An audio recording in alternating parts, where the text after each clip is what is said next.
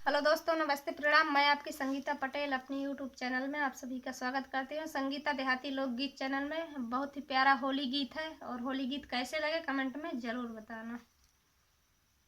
जिन्हें खेलो होली बजरिया में, जिन्हें खेलो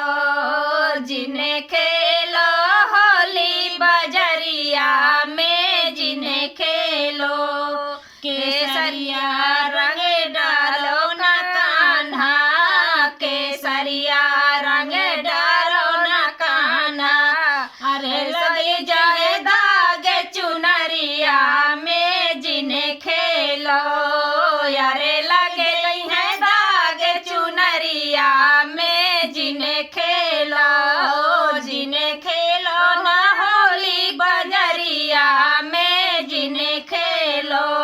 हम पे गुलाल न डालो कान्हा, हम पे गुलाब न डालो कान्हा, डारो कान्हा न डारो कान्हा, हम पे गुलाल न डारो कान्हा।